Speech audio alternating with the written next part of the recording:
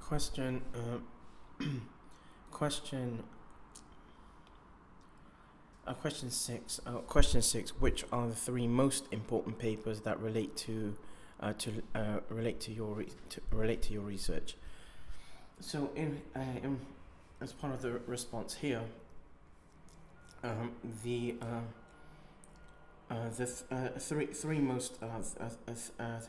three most important papers that relate to the critical review. So apart from the papers within the portfolio, obviously, the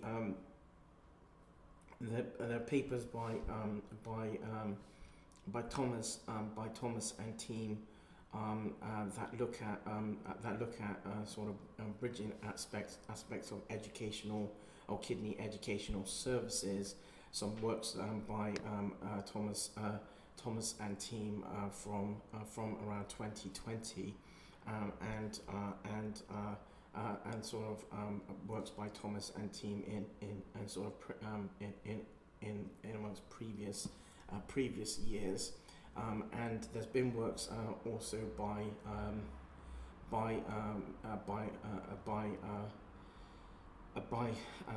Van Dam, by an author called Van Dam from 2017, and there have been works that have been published by authors Murison, and works by also by Prensack. By Prensack in around the mid 2000 time or duration, and the papers collectively what they do, they look to highlight aspects of educational services, but also align to aspects pertaining to patient and public involvement, or PPI PPI-led work. However, at the same time, the works by Murison and the works by Van Dam were a little bit different. Were sort of novice in their own way, because they focus on aspects of social media. However, at the same time, they don't actually highlight aspects pertaining to the use of social media aligned to a particular guideline or framework, if that makes sense. And so that so at the same time, whilst the publications, whilst those sort of publications are sort of the most are perhaps some of the most important papers that relate to the critical review, external to the portfolio itself, the portfolio or publications themselves that are presented.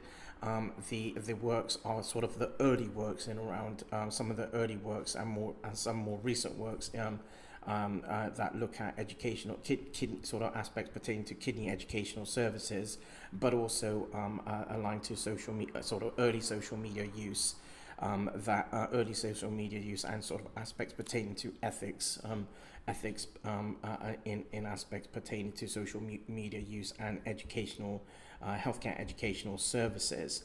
And the publications also, for example, at the same time, do not really